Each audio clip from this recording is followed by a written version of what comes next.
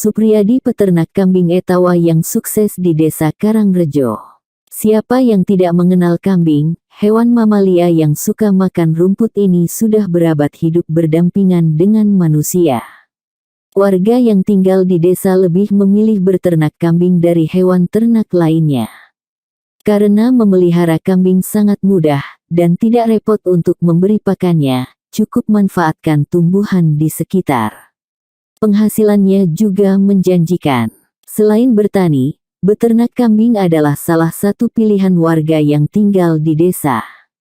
Kambing dijadikan pedaging, susunya juga memiliki nilai gizi yang tinggi dan kaya manfaat untuk kesehatan tubuh.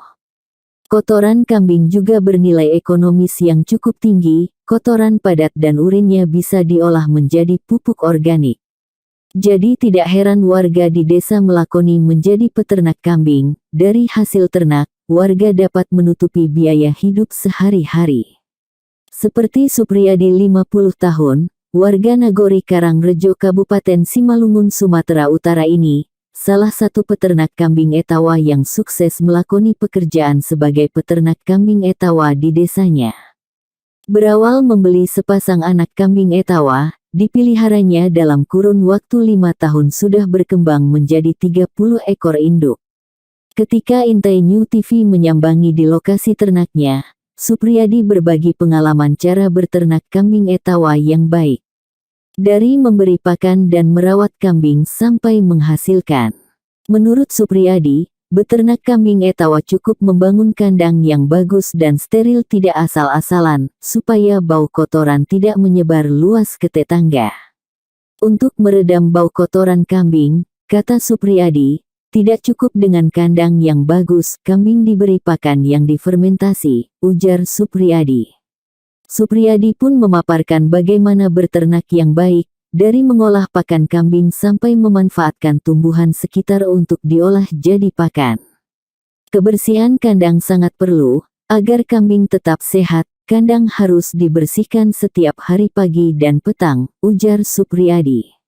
Untuk mengolah pakan fermentasi, Supriyadi menyediakan berbagai macam daun, daun ubi, daun jagung dan berbagai jenis rumput dicacah di mesin, lalu dimasukkan ke wadah yang sudah dipersiapkan. Selain daun-daunan, juga ditambah tunggul jagung, umbi-ubi dan ampas tahu, dan ditambahkan gula merah dan diberi garam secukupnya, ditambahkan suplemen bioproduk NASA dan M4. Supriyadi juga mengurai takaran pakan yang diolah untuk difermentasi, jika tungkul jagung 100 kg, ubi kayu 50 kg dan dedak 10 kg.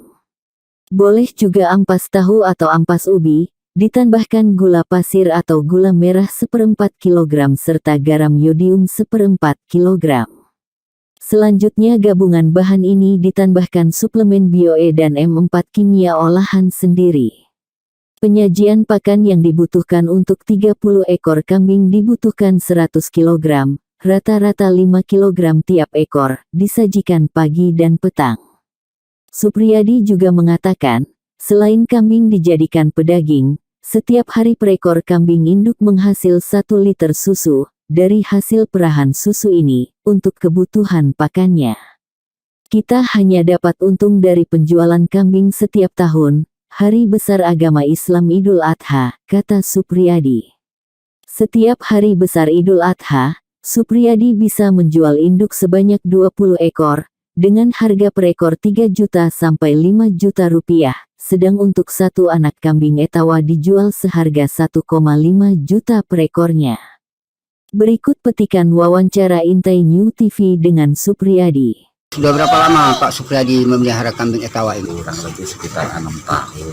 Sudah berapa ekor dalam 6 tahun? Dari satu, kalau memang mau itu dari 10 ekor kambing itu bisa dalam 2 tahun dia bisa mencapai 50 ekor dari yang 10 itu. Dari 10 induk itu Pak? Ya, dari 10 induk dia. Selama 5 tahun Pak, kambing Etawa ini kan untuk hari-hari korban, apakah banyak ini masyarakat membeli kambing Etawa ini? Ya, dalam tiap tahun itu tetap ada dikeluarkan. Namanya masih merintis. Iya. Ya, belum bisa sepenuhnya lah.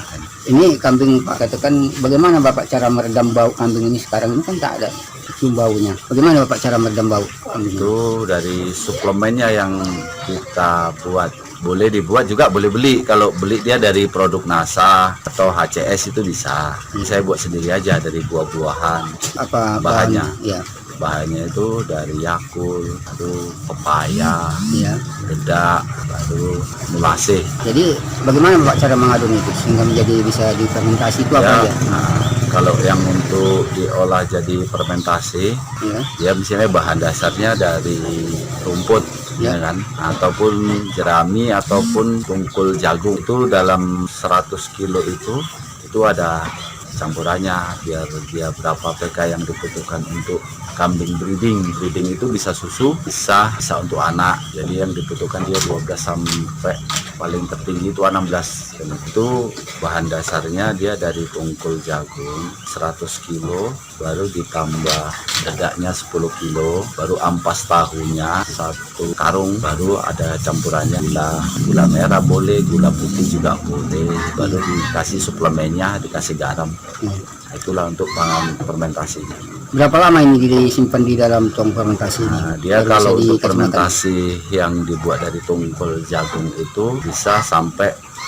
2 tahun batas akhirnya. makan. Oh, maksudnya batas 2 tahun itu mana Pak? Dari kita buatan pertama jadi Iya. dia bisa digunakan 1 kali 24 jam boleh. Iya. Nah, tapi untuk dia pemakaian yang terakhirnya dia 2 tahun.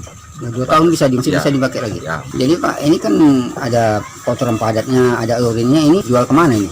Memang di sini udah ada banyak yang pesan, bisa kadang dikirim, ada yang pesan ke Raya, ada dia yang ke Tomok sana juga ada. Pokoknya jauh. ada dalam per karungnya itu yang 30 kilo ada 8.000, 9.000. 8.000 ya.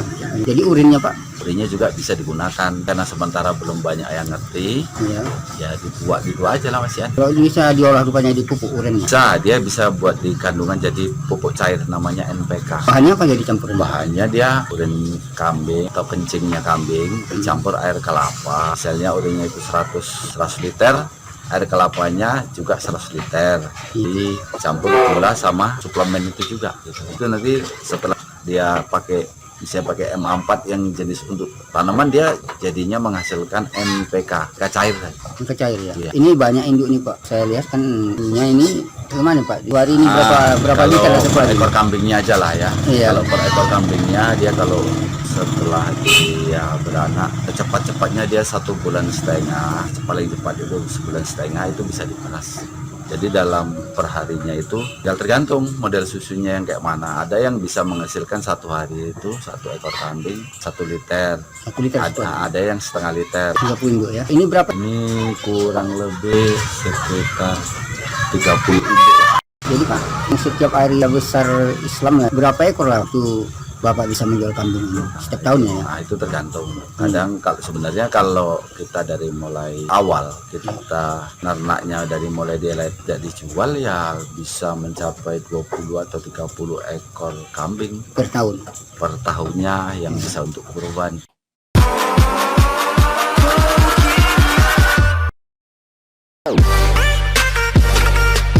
Demikian laporan Intaimi TV, Rashid Marpaung dari Nagori Karangrejo Kabupaten Simalungun, Sumatera Utara.